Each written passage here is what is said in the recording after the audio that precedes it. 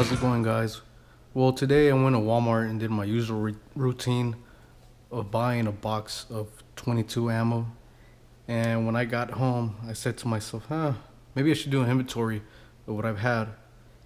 And that's when I came up with the idea of doing a video about why everyone should own a 22, either pistol or rifle, in their home.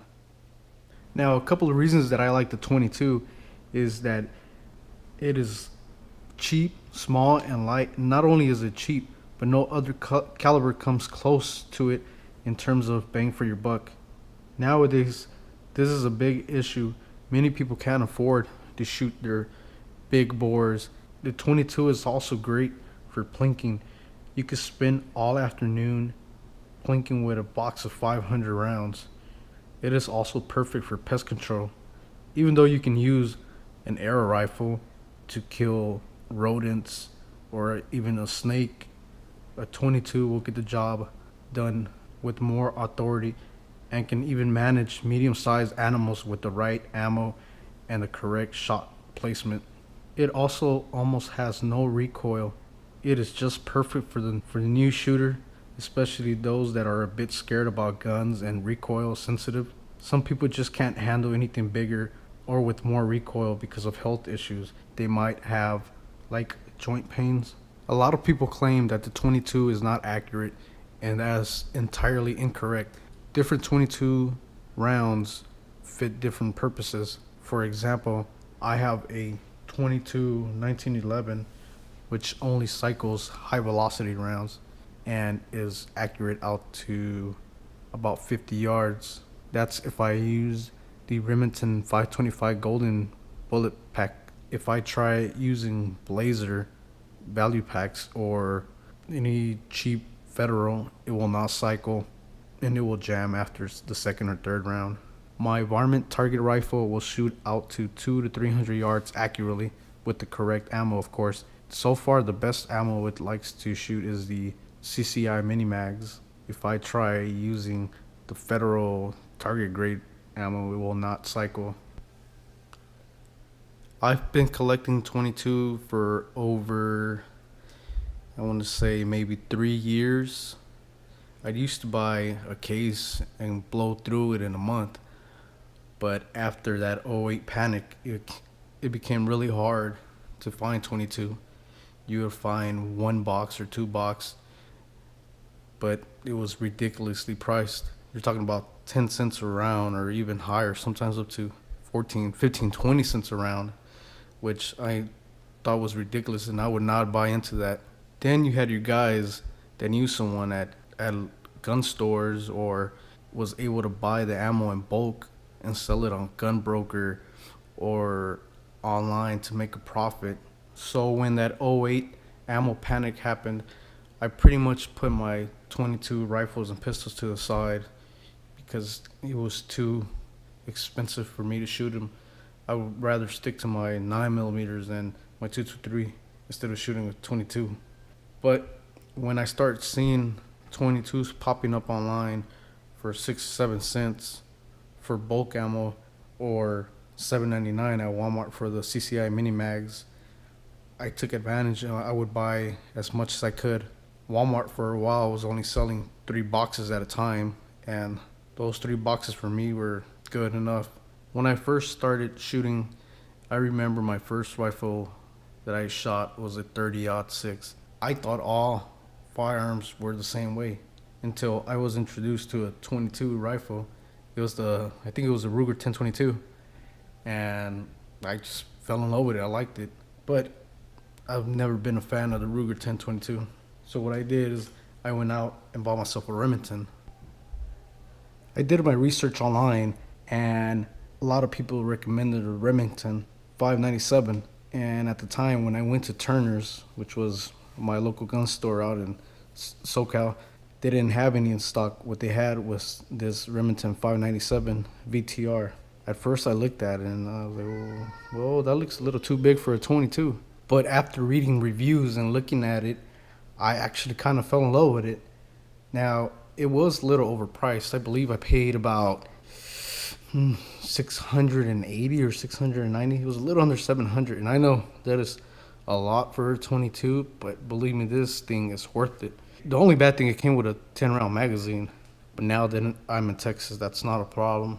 One of the things that I really liked about it was that it reminded me of an AR platform.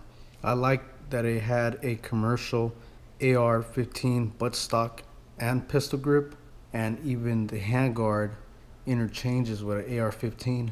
Now I know the price for this is a little over the top for a lot of people, and there's other options. For a lower budget, this Marlin 60 cannot be beat. I picked this Marlin up for $100. The guy wanted 120, but I talked him into 100. And as you can see by the scratches on this thing, I've used it intensely. One nice feature that I like about this Marlin 60 is that this brass rod comes out,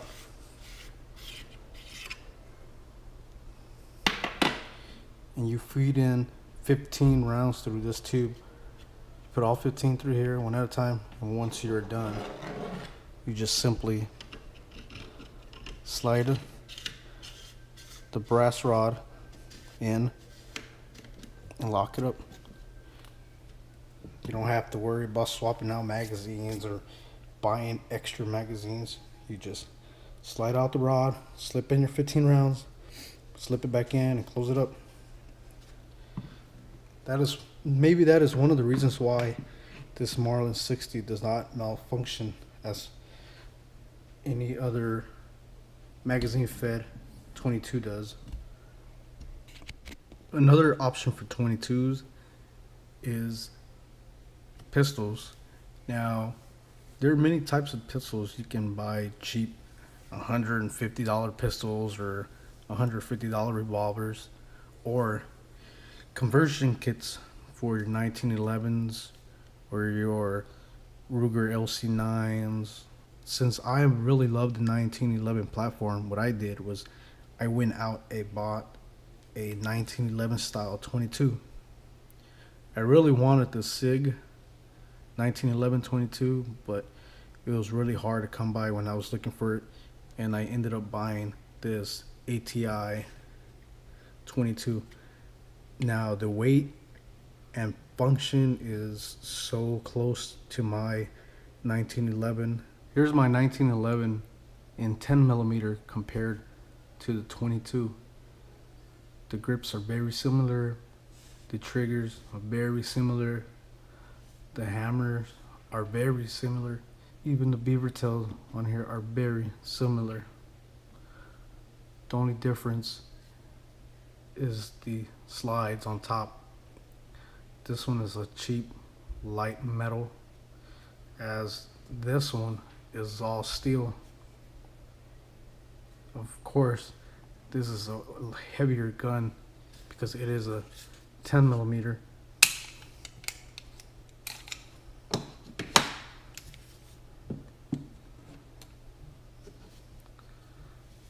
Which shoots a really heavy round. This is 200 grains, and this round is about $1.25 to $1.40, as compared to a 22, which I can buy premium CCIs for 10 cents a round. Now that's a no-brainer. I'd rather shoot all day CCI than to shoot these buffalo bore rounds.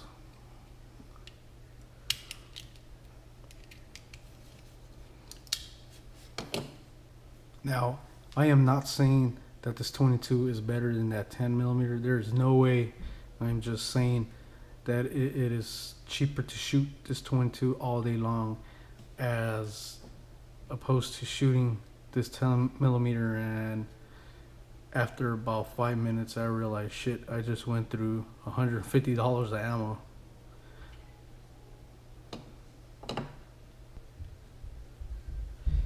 So if you own firearms and don't have a 22, maybe you should consider buying one, especially with all these crazy inflations that are going on and these gun laws that are being passed, especially in California. These 22s that I have showed you are only a couple of my 22s that I possess. I encourage you guys to go out and buy a 22 or any other caliber firearm. It is better to have something than nothing. Even if you don't like firearms, look at it as an investment. Ammunition will never go bad. If anything, it will go up in prices. Now, I can't say the same for firearms because they do fluctuate, they go up and down. You have your guys like me that weren't thinking right during the '08 panic and bought AR-15s for 1,500, 1,700, which are worth 500 to 600 now. So, in order to prevent that, I encourage everyone to go out now while they're still low and buy you an AR-15, buy you a 9mm pistol, buy yourself a 22. You can buy guns on layaway now as well.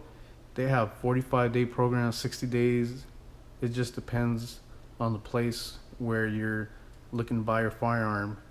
I hope this video encourages a couple of you guys to go out and buy yourself a firearm. If you have any questions, go ahead and leave me a message. If you like this video, hit the thumbs up and subscribe, and stay tuned for future videos.